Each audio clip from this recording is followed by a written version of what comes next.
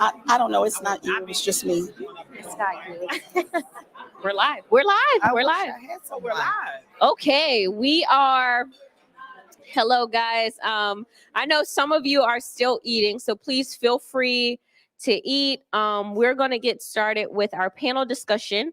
We want to keep our time commitment to the folks who are streaming in live on YouTube and Facebook to watch us. So we want to get started with our panel discussion. So let's just hop right in. So we all know why we're here. We are celebrating Founders Day. That's what we're calling it. And I like that name. So we got to actually make it a day and do it every year. We're celebrating Founders Day to celebrate Black-owned schools and school founders in for them to share their story and to highlight the great work of Black Minds Matter. Like we said earlier, we have the first and the only directory of Black-owned schools, and right now we have about a little more than 300 schools on the directory, and I definitely there's more out there. And so I hope that this conversation with these lovely ladies would spark some creativity and continue to spark the innovation bug. And maybe we have some aspiring founders here in the room today and watching on live, and their stories, their successes, and even some of the challenges that they faced would serve as an opportunity for you to learn and grow and to be included in this space. So thanks so much for being here. Thanks for those who are watching online, and let's hop right in. So we'll go down the line. Introduce yourself, tell me your name, the name of your school, the grades that you serve, a little bit about yourself and why you came into this work. Good evening. My name is Brandy Williams. I am the founder and head of school for ABBA Healing Academy. Will open its doors in August of 22. We are the first school in the world to be accredited and teach candomblé, which is a mix of Catholicism and African traditional religion. Thank you. I'm so excited. It's important to me to do this work for the beautiful St. Augustine child that you saw stand up a little while ago. The school was founded because of students like him. He is a twice exceptional student who was not served in either exceptionality. I have his permission to tell this, but he attempted suicide in the 6th grade because of a lack of services. And I vowed at that point never to fail him or another student again, and never to allow a parent to have to feel that pain that I felt. And so it's important to ensure that we give our students options and choices, especially choices that ground them in the beauty of themselves. And because we're talking about Black Minds Matter, we need to also encourage students to know that Black lives matter. And that's a huge part of the social emotional learning component of our school.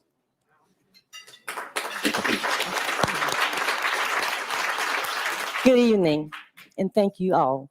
My name is Martha Weatherford, and I am with Weatherford Academy, founder and principal. And my school goes to six weeks old to 2nd grade. We do the babies.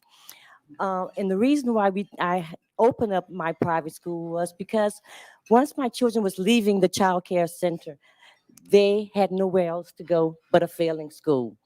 So we decided that we was going to continue and build on that early age so they can grow and be the children that you would want them to be. And we have been open. We opened in 2011, and it has been a beautiful, beautiful thing. We are very excited. We're in West Wego area, and it's more of a rural area, and that area doesn't have private schools, doesn't have alternative, don't have a choice to go to. They only have a choice is to go to a failing school. So we are proud to be in that area, and we're proud to be Weatherford Academy. And tell your type of school. So we have also a private school, and we are K to 5th grade. That's not how we said we were going to start, but that's the need. So that's where we are. We're 6 weeks to second grade. And you're private. And we're private, yes. Good evening, everybody. My name is Arianne Jolla. I am the co-founder. My husband is in the audience. Joshua is the other founder of Hype Academy. Hype stands for Helping Young People Excel. We started in 2011. I've wanted to teach since I was in the 4th grade, and went to Dillard, got my undergrad, went to UNO, got my master's, went into the classroom, and hated waking up in the morning. And it was mainly because of what I consider academic malpractice. I felt like we were setting our kids up to fail. And there was nothing I could do about it other than teach to the test. And so what I decided to do was to leave the classroom instead of leaving the profession and do it differently. And that's where Hype Academy came from. We started as a homeschool. And in 2017, we went before the Bessie Board and became a non-public school approved by the state of Louisiana. And we are a 5th through 12th grade school, and we have 10 graduates so far.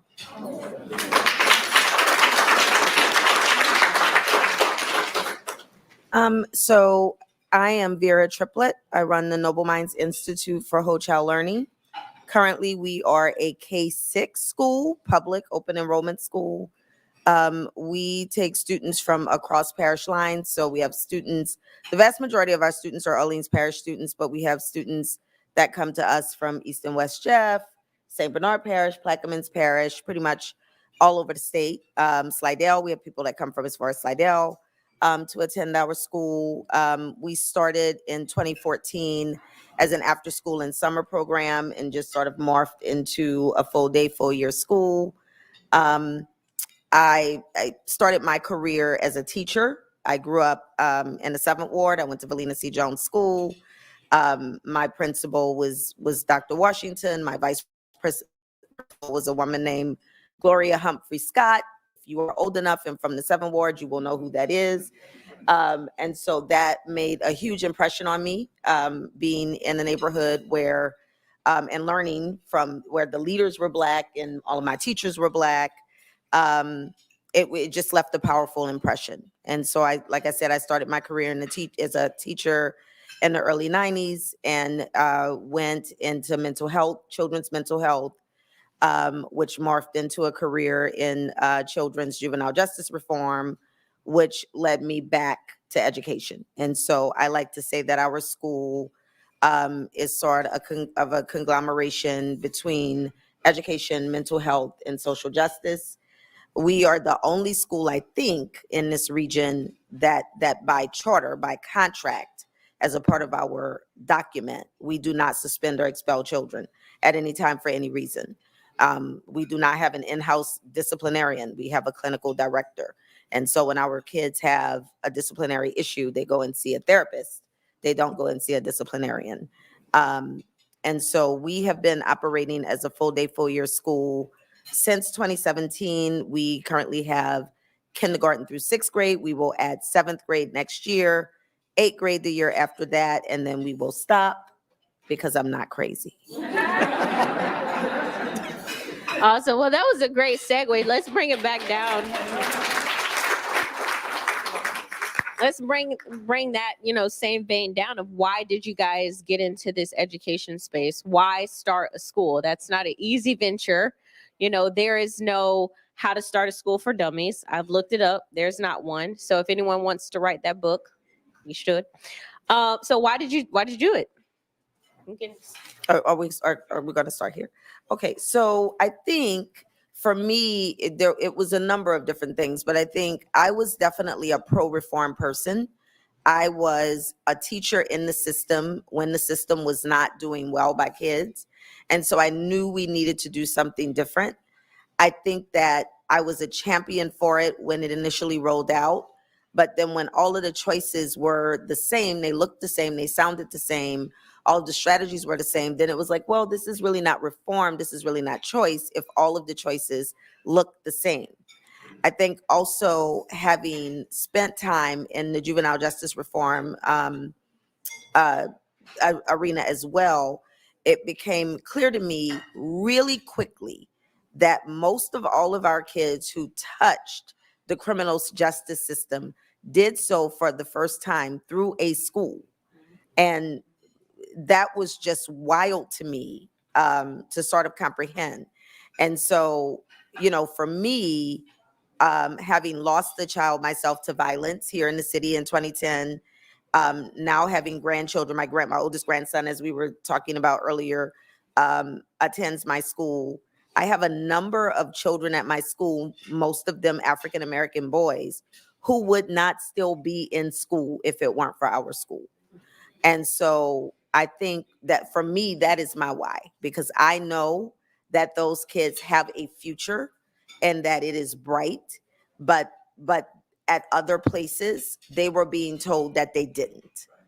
And so, people live up to expectations.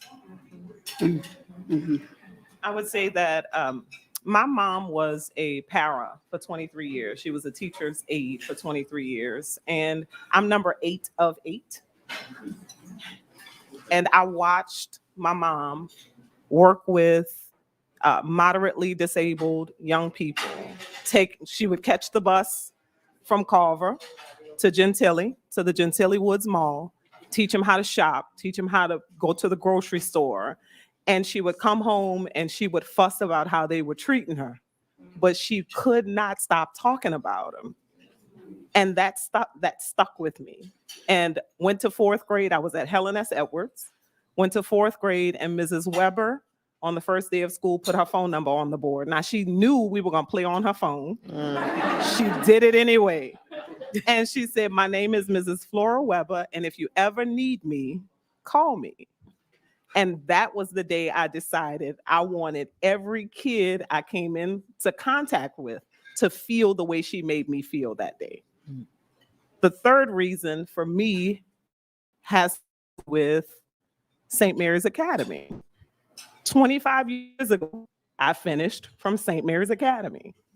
And that was the school that helped me to build on what my mom started, what Mrs. Weber started.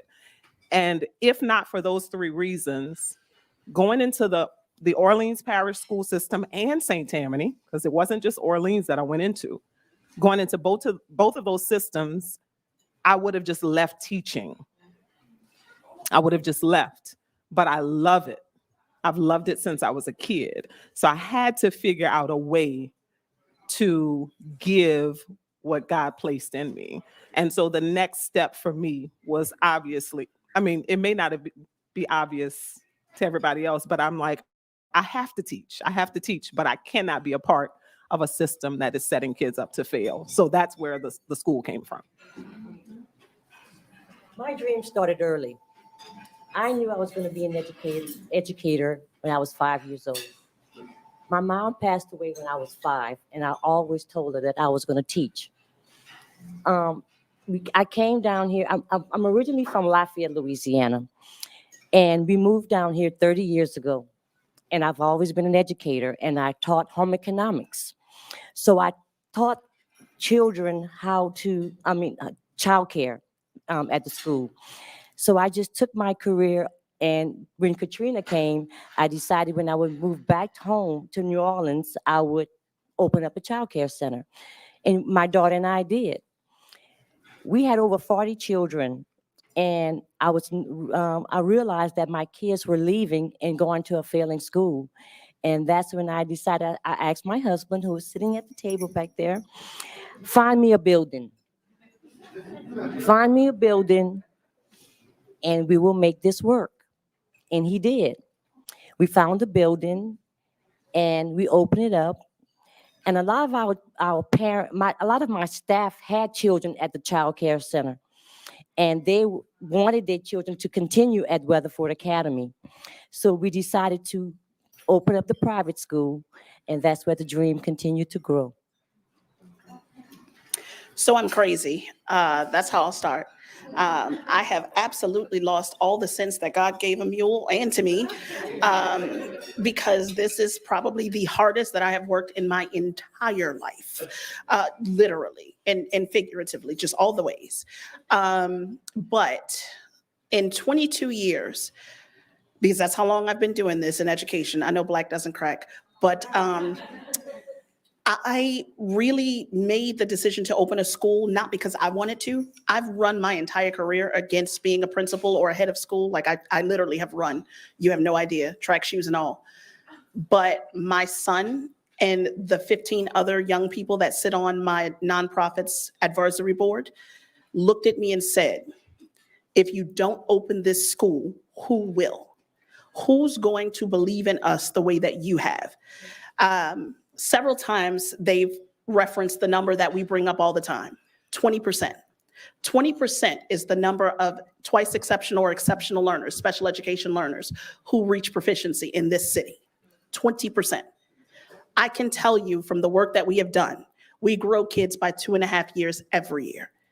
They looked at me and they said, you need to do this because we need you to do this. And when we come back and have children, we need our children to have you teaching them as well.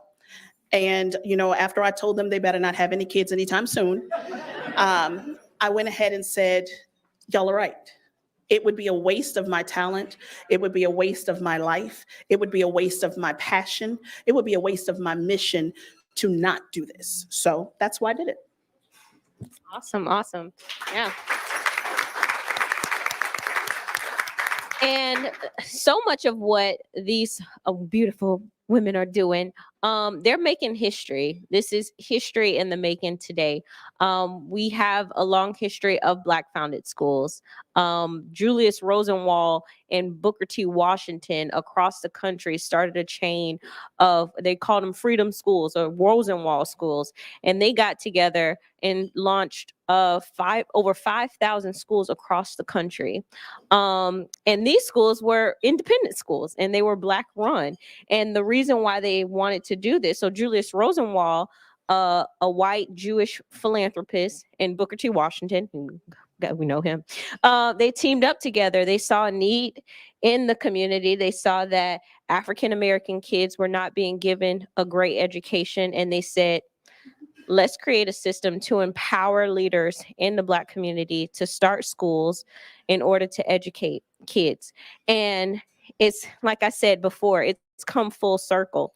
Now with the help of scholarship programs and laws that are being passed to implement charter schools, now we're able to fund, again, education entrepreneurs. That's what I like to call you guys, to be innovative and to not come so much out of pocket to provide an education for students.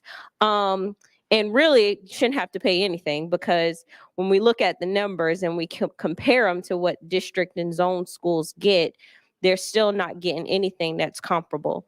So there's still a lot of work to be done in the policy arena to make sure that every kid has a choice. So now for the question, monologue, and then question. So what does it mean to you guys? Because these programs that exist in Louisiana, the voucher and the tax credit scholarship program, the charter school program, if they had not existed, do you think you would still be operable? So I'm going to tell you emphatically, no. Without vouchers, there would be no ability for a private school of my magnitude to run.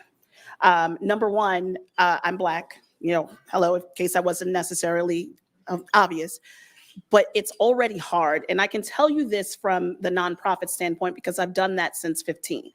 As a nonprofit leader, I have gone into rooms where I was asked or treated like the secretary when I am the CEO.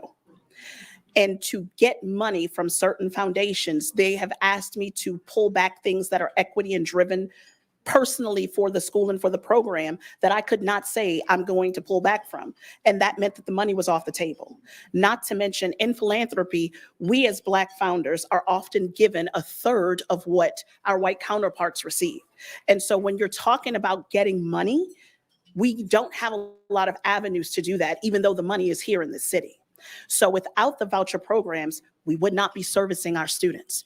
Without the voucher programs, families would not have true choice. Without the voucher programs, we wouldn't be able to employ families. My school is a community hub. We help families to get jobs. So in order to do that, we need the funds that come in the door to help us to run all of the programming that we need. She's exactly right. Without the voucher, without the scholarship, I know for a fact that our school would not even exist. We deal with a lot of low-income families, especially in the area that we are. The school would not at all. And she's right.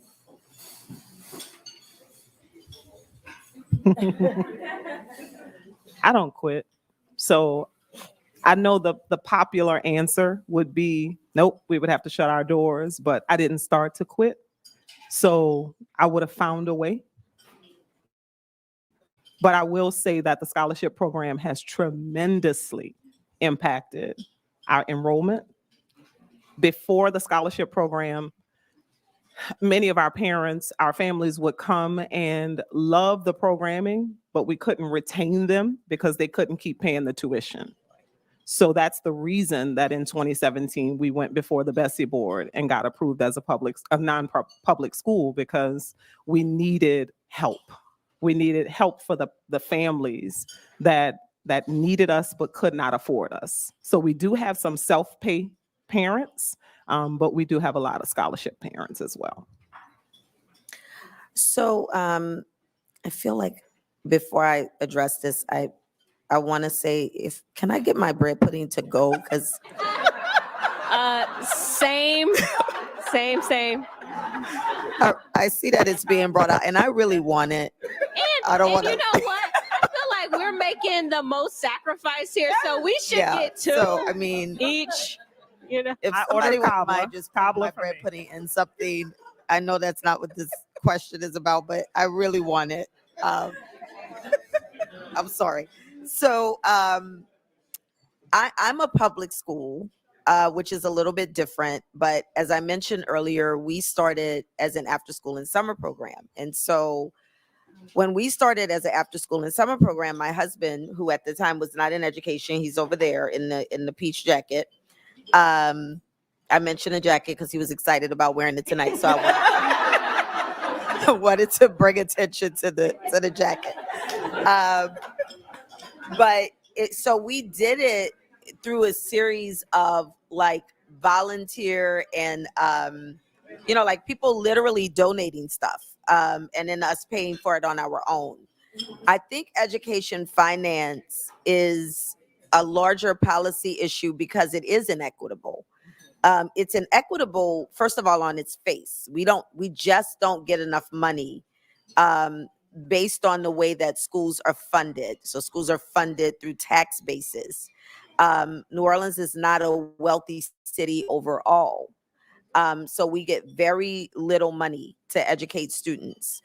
Part of what I did before I opened my school is I traveled all over the country and visited schools, some of the best in a variety of iterations, to sort of see what people were doing. And I think one of the most egregious things that I found, whether it was, a school in California that was a public school, that focused on, it was a private school in Boulder, Colorado, that started much like your school, 6 weeks old up to however, whatever, that charged people like an astronomical amount of money. It was interesting to me how much Black people had to do with so little. But still were able to make things happen. So I was never surprised, for example, when I went to visit Sitwell Friends, which in Washington, D.C. is where all of the politicians' kids go, right? And very wealthy people. I wasn't surprised to see that their kids were doing as well as they were doing.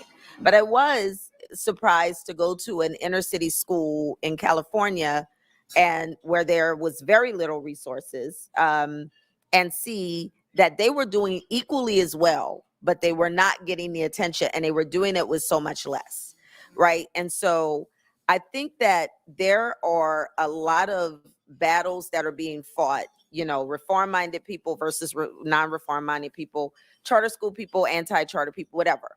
The bottom line is, who is pro-child, right? And who is pro-education? Because people tend to invest in what they care about. So we cannot continually say that we care about children and not invest in them. And I think that philanthropy can come in a number of different forms. Charter schools like mine get a lot of criticism, but I get criticized from people that have literally never stepped one day a foot in my building. to see what we're doing and the work and the kids that we're working with. So, financially it's tough. And I don't think that changes until we change policy and we change the way education finance works. But also it's tough because we're Black people in situations where we are doing things a lot differently. I think for every single person at this table, there is something about our schools that the status quo doesn't like or they don't agree with. And as a result of that, the very few people in this city who have real money to give will withhold it from us. And so we have to be empowered economically as a people so that we can empower one another. And that's a great segue. What hate to be social worker, but how does that make you feel that most of the people who are not supporting your existence oftentimes look like us? Oh yeah. Yeah. Oh, yeah. Talk a little bit about that. Well, why are y'all looking at me? Well, listen, I'll say this. It's disappointing. I think it's disappointing, but the criticism is not what disappoints. The blanket criticism is the problem. And so there are good and bad things in every profession that you can think of, right? So there are good and bad politicians, there are good and bad bankers, they're good and bad. Not at Liberty though, not at Liberty Bank. They're all top notch over there. Wait a minute. We got three. We need bags. You can bag mines also. Give that guy a raise.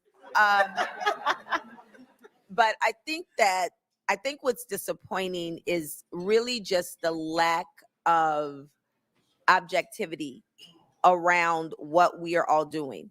I'm sure I speak for everyone here when I say we work our tails off every single day. And when you are a small single site school, you are everything when you are the founder and the CEO. So I literally, you talk about a teacher putting their phone, everybody has my phone number. So like I will literally have a parent calling me. I've had 5 calls since we've been sitting here, by the way, about something that happened on the bus. And then I also have to send a pitch deck to a funder about, a pitch that I have to make in a couple of weeks. So, we are working our cans off. And so when it is hurtful. It can be hurtful to see that, especially when these people have literally not stepped a foot in my building a day to see what we're doing and how hard I and all of the people that work in my building are working every day. I have a little bit of a different. I'm definitely agree with what Vera has said. There's a term that I've heard. It says that sometimes we think that white ice is colder. Mm. And we've run into that over and over and over. We as African American founders have to jump through hoops for our families that the white schools don't have to jump through. And I'm just being honest. We're big on quality. We're not perfect because there is no perfect school, but we base all of what we do on quality and making sure our families get what they need. And I literally have one family who says, yeah, we're going to go somewhere else next year because I want my kid to have a senior shirt.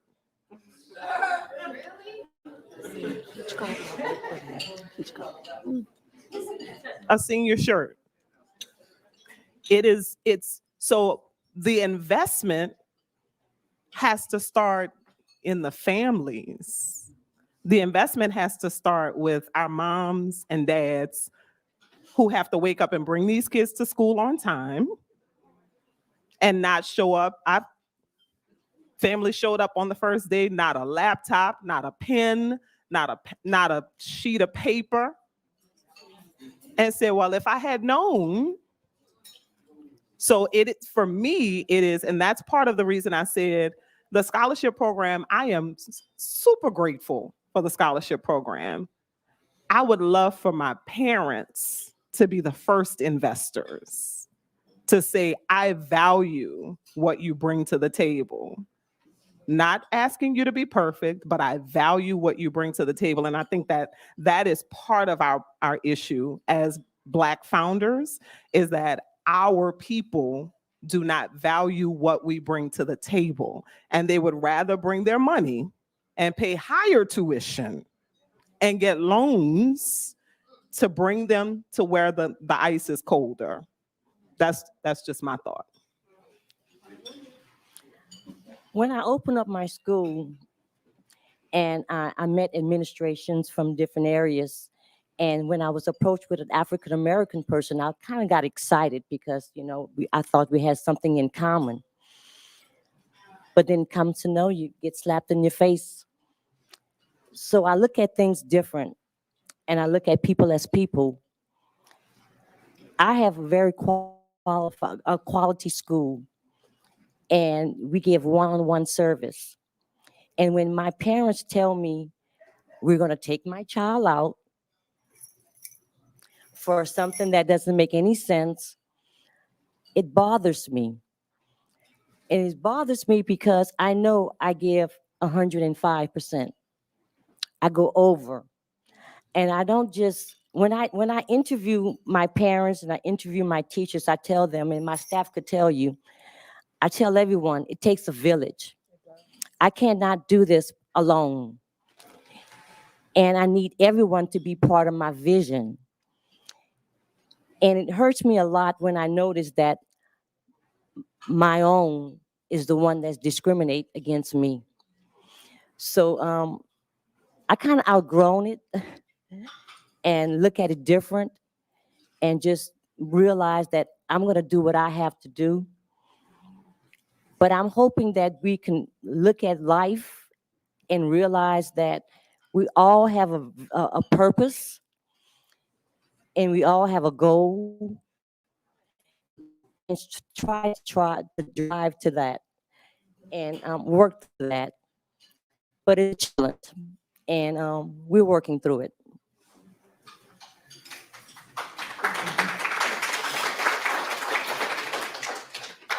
Y'all, I took several deep breaths before I had to answer this question, because we are live. I'm sorry for anything that I may or may not say that might offend, but I'm really not sorry because I mean it from the bottom of my heart. I like you too. Thank you. I'm going to answer this from two separate angles because I think that both are equally as important. The first one, I don't believe in the oppression Olympics. Let's just be clear. We as Black people have spent years trying to understand why we were never good enough, when in fact it was nothing to do with us to begin with, because everything that was created came from us, if you know what I'm talking about. So to that degree, I know that there has been systemic, I know that there has been political, I know that there has been economic, I know that there has been things that have just been used to break our spirits, to break our souls, to break our integrity. And for so many of us, we still have this idea that white is right. I'm gonna say it the way it is, because that's what we've been taught. When the only vision that you see of yourself is in handcuffs or on television being brutalized or vandalized or et cetera, you don't know very much after that. And for a lot of the people that I serve, that many of us serve, they've never made it out of the city. So they don't have a basis to go from to understand that there is far more, far greater, and that we are capable. And if we leave it up to school systems, which many of us have, for right or wrong, they don't teach it. So if you don't know that you come from kings and queens, if you don't know that your blood pumps with the type of iron and ferocity that makes lives different, you don't understand that part of your life. So for people who look at me and say that they're going to take their child to a Heinz charter, by all means do it, because you are not the child or the family or the parent that I am serving. Now, on the other hand, I will say this. I think that I have been in situations, and I've run the gambit in education in the 22 years that I've been here on purpose. I've taught in parochial schools and private schools, and I mean some of the most affluent schools in this city, because I wanted to see what it was like. And I can tell you emphatically, the treatment of Black bodies, brown bodies in those schools is absolutely disgusting. It is the kind of thing that makes you want to lose your job and have a case. I promise you, I had to walk away. But that is literally because, y'all, I am authentic, and this is what you get. This is literally who I am, and I'm not gonna make any excuses for it. But it's literally because you want so much more for yourself. You want so much more for the children that look like you. And representation matters. We're up here, and some of us have said we didn't even know we were doing this work together. So if you don't know that there are people like you who are doing this, you don't know that there can be more. So I will say emphatically, it doesn't matter who doesn't like it. I don't give a shit. Excuse my French. I'm going to keep doing what I'm doing, and I'm going to keep working for parents. I'm going to keep working for children, because that's who I am. That's awesome. Everybody else. Well, I hate to flip the script because that was juicy. But my next question was, tell me a silly story about a student at your school. So yeah, something. I can do this because I actually have a perfect story. We have a lot of silly students at our school and a lot of silly stories. But we have a little boy at our school who is he is always himself every day, and he comes into the building knowing exactly what he wants to do and what he does not want to do on a daily basis.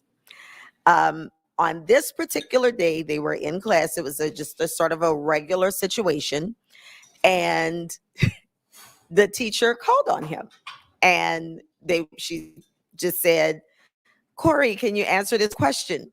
And this is a second grade class, and Corey looked around, and he said, "My hand wasn't up." And the teacher said, "Well, I know your hand wasn't up, but I feel confident that you know this. Can you answer?" And he said, "Emma's hand was up. Alan's hands was up.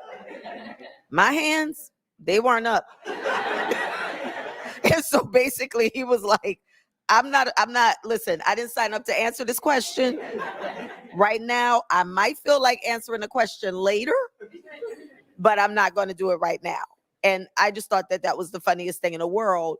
But I also thought, what a testament to the power of just like agency that hopefully we are creating, where he was like, "Listen, I'm not prepared to answer the question, and I don't want to be rude about it, and I'm going to give you other options. These are some other people." But it's not gonna be me. So that's one of a million silly stories that I have. I don't have one yet, y'all. I'm thinking. Well, I have one, but it's a little vulgar. So. I'm thinking of another one. I don't know. I don't have a story because I'm kind of like my husband told you today. We're kind of like retiring and trying to get out of it, riding our motorbikes. But today I have a set of grandkids that go to my school, and they're 2 years old. And we was out in the yard, and the children calls me grandma because my grandkids go to the school and they call me grandma. So my granddaughter told the children, they'll say, "Hey, grandma, that's not your grandma." And I said, "Well, what's my name?" She said, "Mama." So the little girl said, "Hey, Mama, that's not your grandma." The other day, a little girl, I was talking with my staff, and my staff said, "Are you okay? I heard you went to the doctor. You're not pregnant, huh?" So the little girl walked into the car, and she said, "Miss Angie, Miss Martha's pregnant." She's too old to be pregnant.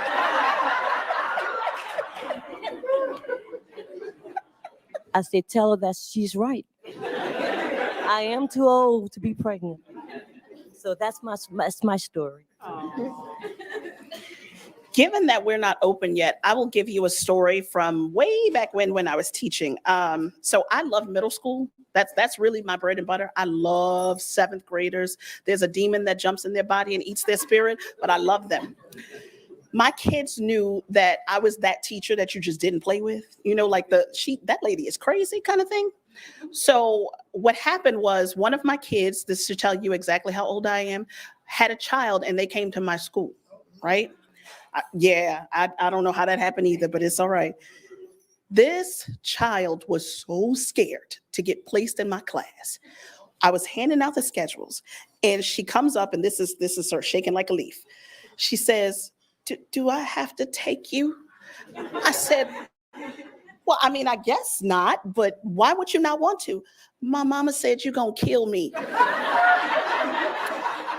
So, well, I don't kill kids. That's not really what I do. But my mama said you would, and my mama doesn't lie. I said, well, who's your mama? When the child told me the baby's name, and all my kids follow me on social media, so I'm not going to out them like this. But when she told me the child's name, I was like, yeah, baby, go ahead and get a schedule change. Because that's the funny story.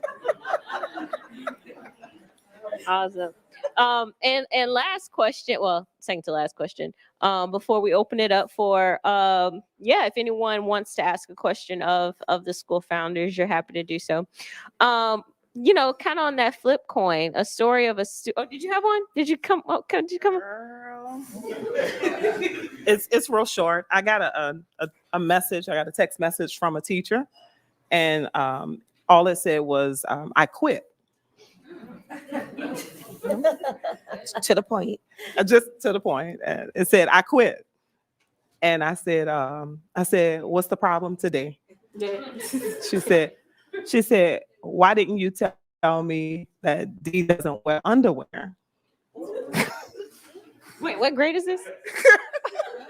You're 5th through 12th, right? We're 5th through 12th. Okay.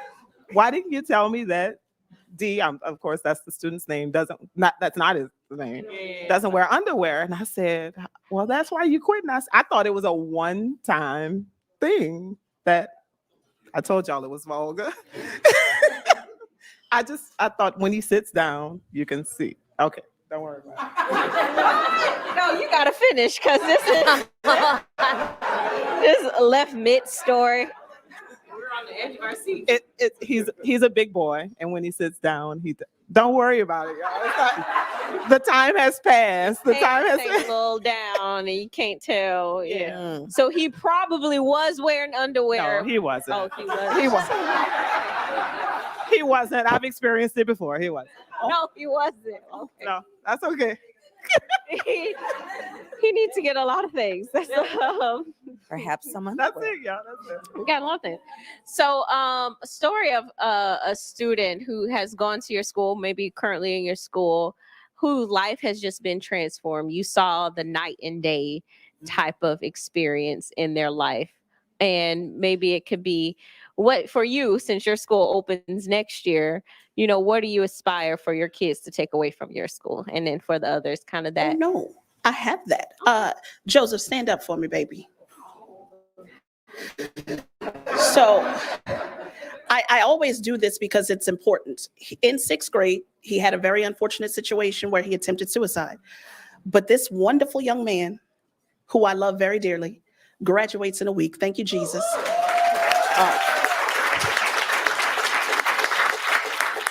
What you would never know is that he is twice exceptional. He has an education deficiency as well as gifted and talented. But my baby, because he is also my son, has worked in my program and helped us build this program since 15. He handles every piece of marketing that we do. I mean, every single piece. Website, social media, flyers, the billboard that will be up May 1st, all him, okay? Your website looks great. Thank you. Your website Thank looks him. great. Great job. I'm not going to say thank you, thank him. And he is going on a full ride, y'all, to Houston Baptist University. So that's my story.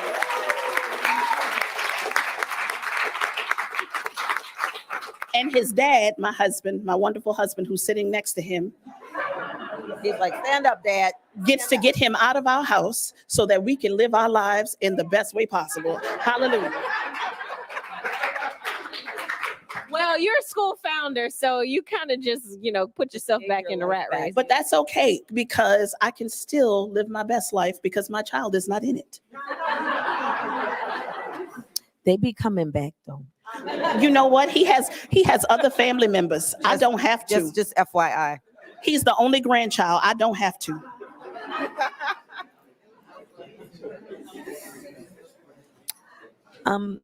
The other day, my husband was in at the school, and we was getting ready for you guys to come over, and he was planting some flowers. And this is my husband back there standing up. He's the one that's got all the little ooh ah. He said, "Well, I have one of your students, and my school is very similar to yours. That we don't put our children out. We don't suspend our children. We work with our kids." And he was with one of the little boys, and the little boy was helping him plant the flowers.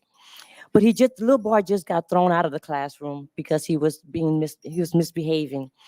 So when I see my children grow, when I see my children leave, and I call them my children, when my students leave the school and get tested, it's an accomplishment for me and my staff because we have watched these children grow and succeed and accomplish and build their self-esteem and self-worth.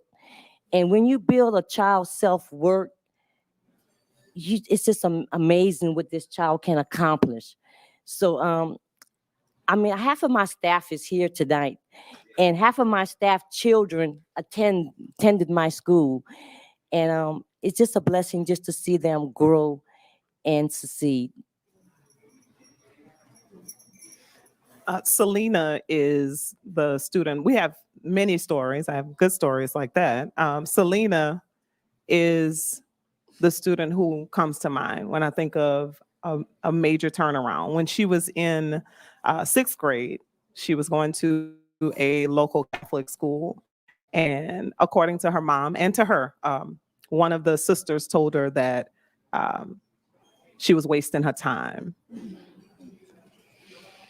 that she was never going to make it, that she didn't have what it took. And that led her to hype.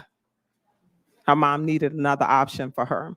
She came in 7th grade and she struggled. She struggled with her self-confidence. She struggled with receiving help, asking for help, feeling like if I ask, then I'm gonna prove what the sister told me. I'm gonna prove that I'm not worthy and that I'm dumb. 7th grade, 8th grade, 9th grade, she matriculated all the way through high school. And about 11th grade is when it was so hard that she wanted to give up. And she said she was gonna leave and get her GED. And we sat in my office, we talked. Her mom was having issues with her at the time.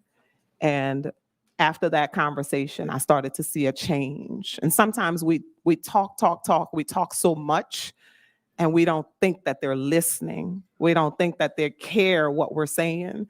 And I sat in that office and I was trying my best to not let her give up on herself. And so it was difficult, but that was her junior year. And then she stayed, finished her senior year, and she graduated about 3 years ago. And the last time I talked to her I think it was my mom's funeral. She came to my mom's funeral, and she was working with her mom as a business manager in an office. So that's a major plus for me. Yeah.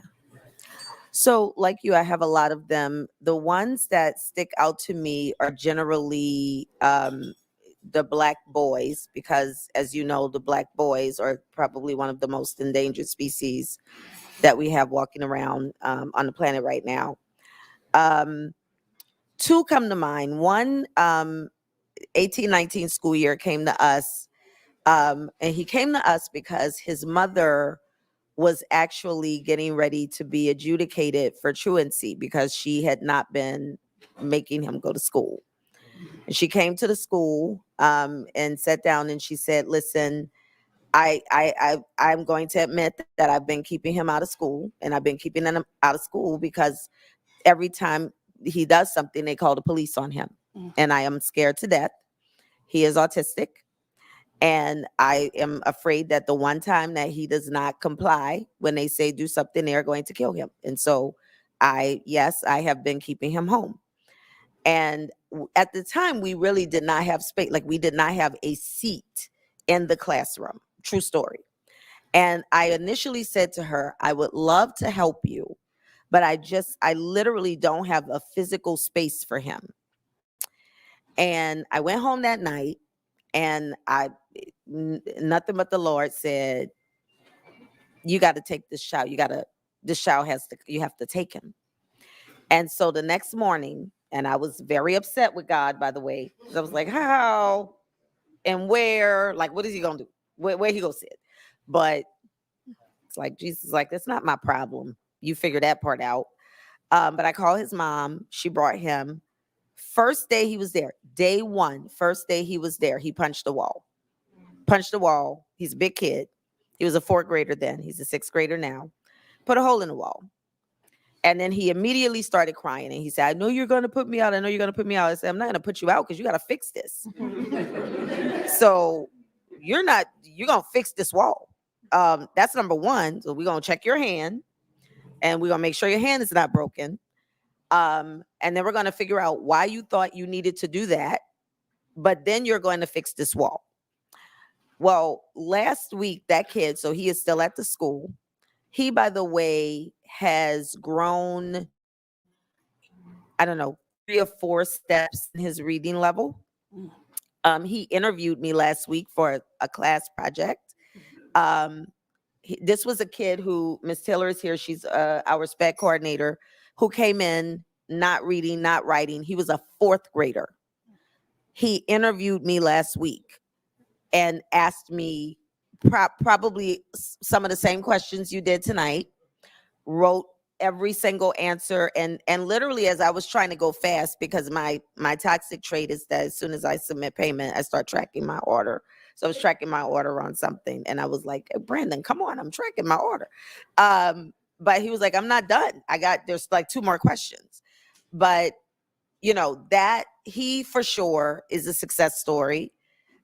We have another one, same thing. He's a 5th grader. He came to us as a 3rd grader. Again, big boy, Black. Police have been being called on him almost daily. He was on 3 or 4 different psychotropic medications when he started our school. He takes none now. None. He couldn't even be in a classroom with other people when he first started at our school. He went on a field trip today with half the school. I mean, so we are literally talking about life-changing, life-saving. I know these 2 boys would be in jail. I know they would be, or they would be dead, because they're big and they're Black, period, for no other reason than that. So I think, and when I think about success, I think about it in terms of like their academic prowess, yes, but I think about the fact that they are still alive when so many kids like them aren't, and they are not in jail, and they don't feel hopeless, because we do have an epidemic of hopelessness amongst young Black boys. For some of them, it's not a question of if something's going to happen, it's when is this thing going to happen to me. And my school, by the way, is not 100% Black. It is majority Black, but we have white students, we have Asian students, we have Hispanic students, we have African students from Africa. And so there is diversity there. But I know for a fact that these kids, if they were not at my school, they would be dead. Yeah. And last question, and before we, we'll take maybe a few questions from the audience if you guys have some. What does education freedom and what does school choice mean to you, and why is that so important? Education freedom is liberation. It is getting rid of the toxicity of needing to fit in when you were born to stand out. And it is being able to be free with agency. being able to have actual voice and choice in a classroom. But then for parents, it's having voice and choice with actual choices that aren't, much like Dr. Triplett said, replications of the same failure. For me, it is why I do this work. It's my hope. It's why I'm pushing my own child out of the door so I can start to educate a whole bunch of other ones. And why I will continue to do this until I close my eyes. That's what education freedom is. Education freedom to me is a choice. And without a choice, you have no choice. For Weatherford Academy, it's a blessing that we have a choice in our area because we are in a very low income area, in a more of a rural area. And in that area, those families don't have a choice. So going into that area gave them that choice, and it helped them to grow and become the people and the children that they should be.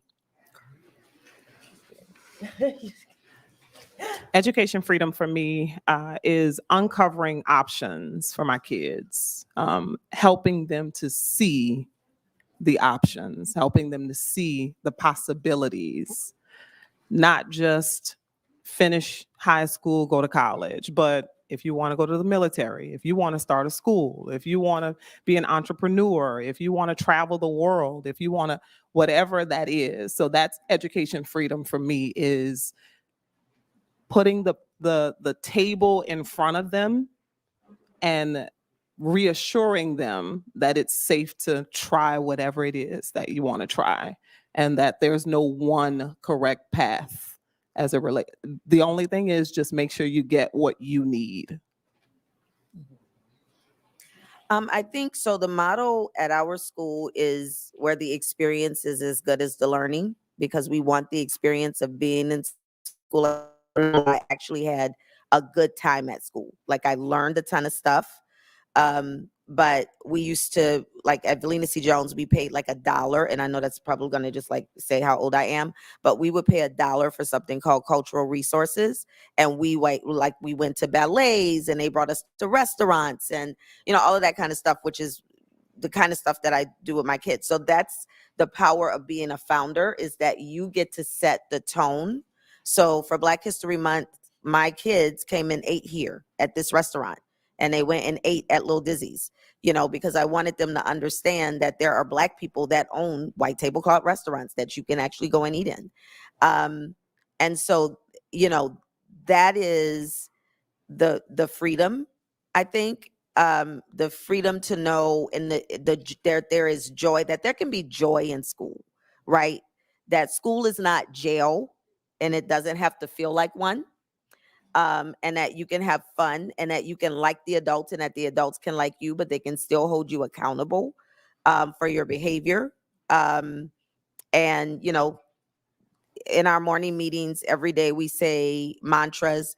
Many of them are just old rap songs that they don't know. It literally is the best thing ever, because they don't know. So I'm like, "You're a paper chaser." They're like, "I'm a paper chaser." You got the block on fire. They're like, "I got the block on fire." They don't know, because they don't know the song. I'm a survivor. Like, they don't know it. But it works for us. But I think, much like some of my esteemed colleagues have said, is that they have a choice, and that their choice doesn't have to look like everybody else's choice, right?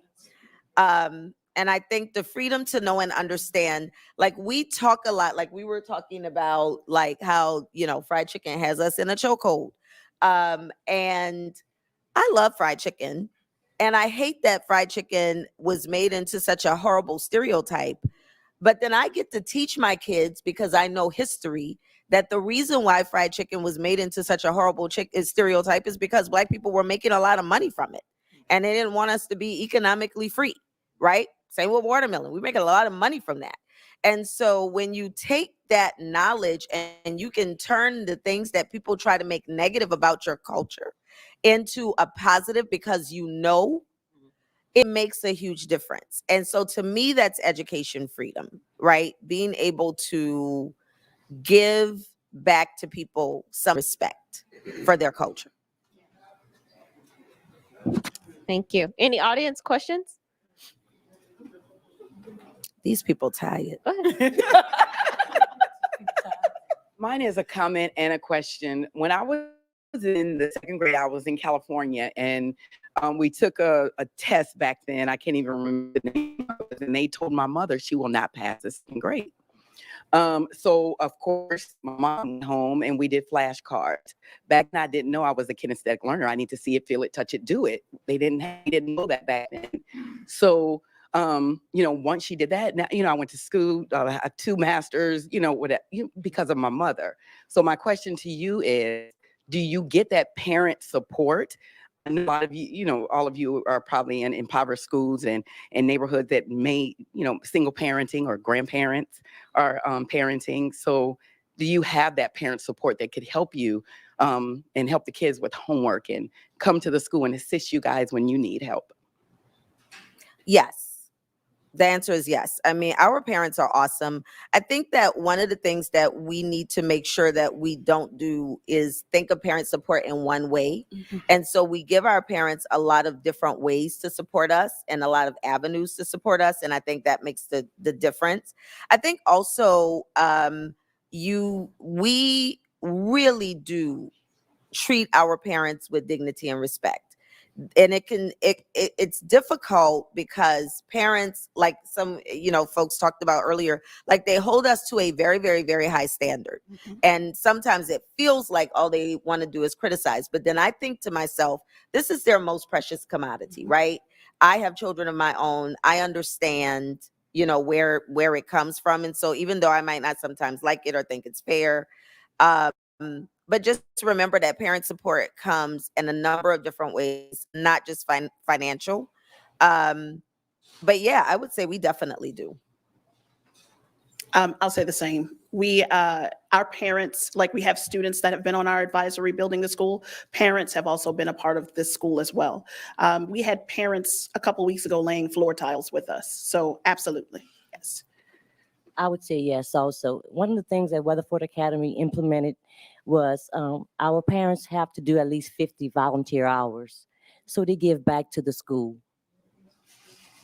I would say overall, yes. I believe that we can do a better job of providing opportunities for our parents to support. Sometimes parents want to support, but they can't do it in the way you expect. Mm-hmm. So I believe we as a school, HYPE has to do a better job of providing various avenues where if a parent can't make it to a specific event, they can hop online and do something for us remotely or things like that. So I think we have to do a better job of providing that structure. So I'm sitting here listening to this very distinguished panel, and I the thing that came to mind for me was I got the answer to a question that I had a little bit over 15 years ago. 15 years ago, or maybe a little longer, I can't remember. I'm old now, and but I was called to serve in the Senate, and I said, God, what is this? I'm not a politician. I'm a banker. I'm a business person. Why are you calling me here? I had no clue why. And I continued to ask that question, why? A year into my service, I realized that he needed me to do something to help kids. And I was called to author and pass the voucher bill.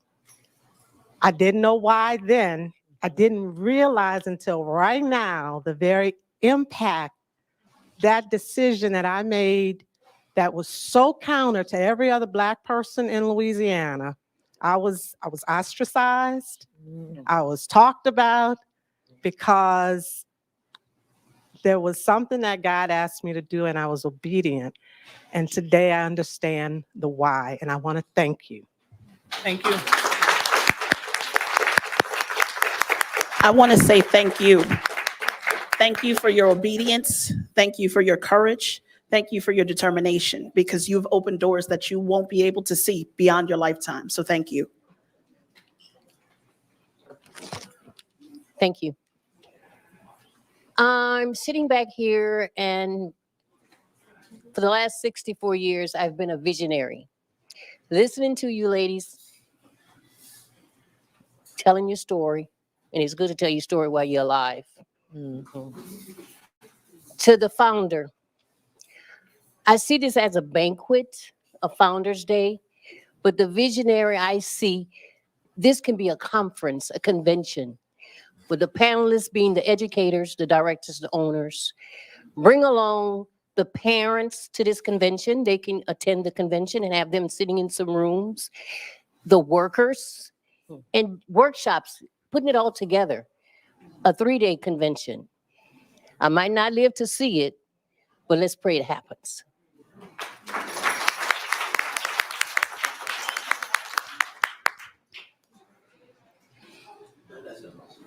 Talk to the husbands, to the wives. I don't know dear about you Lord. all, but I've been threatened to be fired several times. What about you? Anybody else?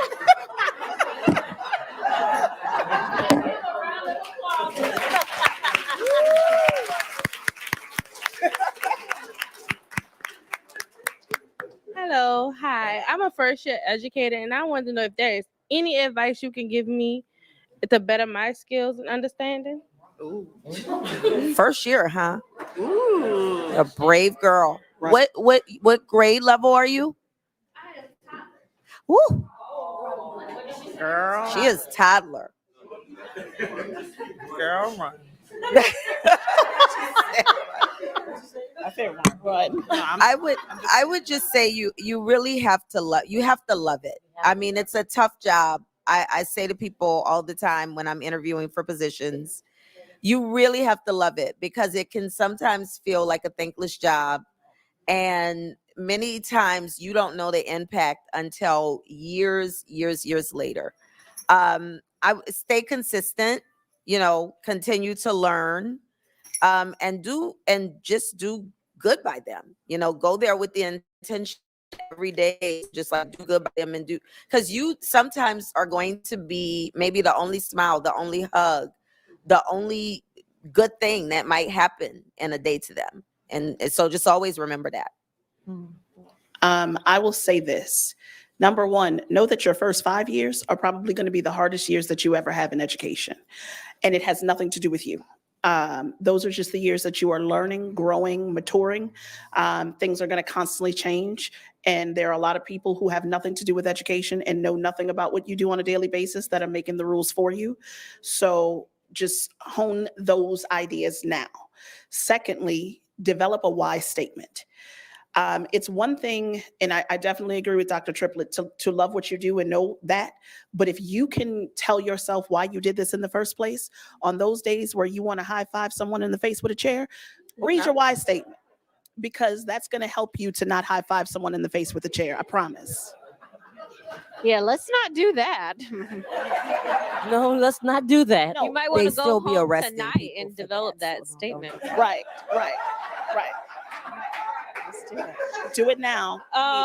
So I want to just thank you guys and thank all of you for being here. Let's give our founders first a round of applause. Yes. I want to, because I feel like I would be remiss without thanking Tiffany Crawford, who reached out to me. My fellow McMain Mustang. There's a lot of St. August, St. Mary's talk up in here, but McMain Mustangs are also in the house. Yeah. Tiffany and Paul over here on the camera. Louisiana Federation Children. And we have all of our other AFC staff. I'm not going to call you all out, but if you want to stand, you can say, hey. No. Okay. But I want to conclude the program with awarding, inducting, bestowing, whatever word you want to put to it, our Black founders that are here tonight into our Black Minds Matter ambassadorship program. And what that means is these leaders are not only working with their head down to the ground, because that's already hard enough.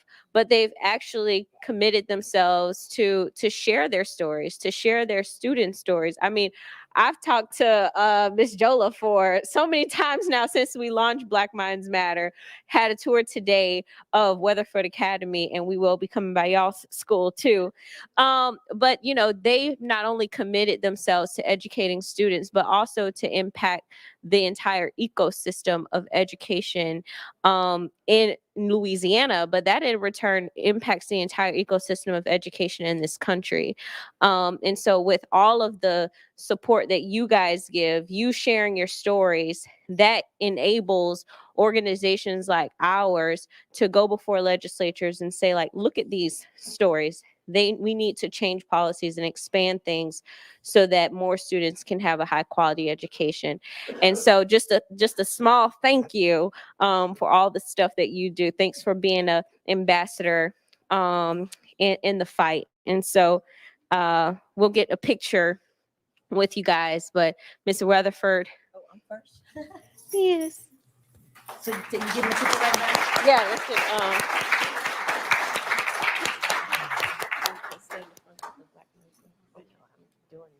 I can't. Okay.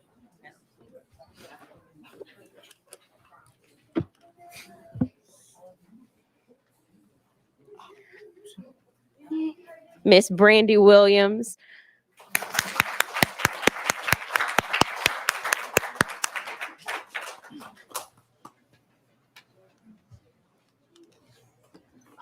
Thank you. Miss Triplett. I'm sorry, I got so much crap. Oh, and then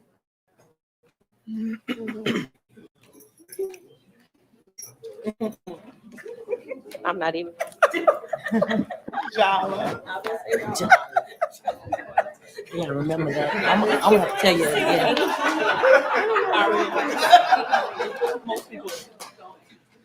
And Miss Arianne Jolla. Arianne.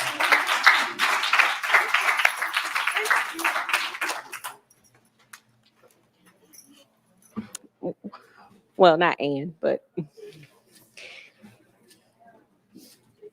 And we also have a plaque for St. Mary's Academy for Principal's sister, Jenny Jones. So if one of you guys want to, we're going to come up.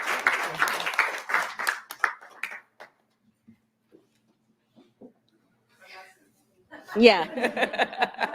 Ambassador of the ambassador. She's like, let's make that clear, because I might do something later, and I don't want y'all to judge me. Sister Jenny, she was here. I saw her leave a little. Yeah. It's past her bedtime. I saw you when you walked in. Thank you. So thank you guys so much for coming. I'm going to hand it over to Paul to close us out. Thank you for coming. This was wonderful. And is it a coincidence that our four founders are all women? Powerful Black women.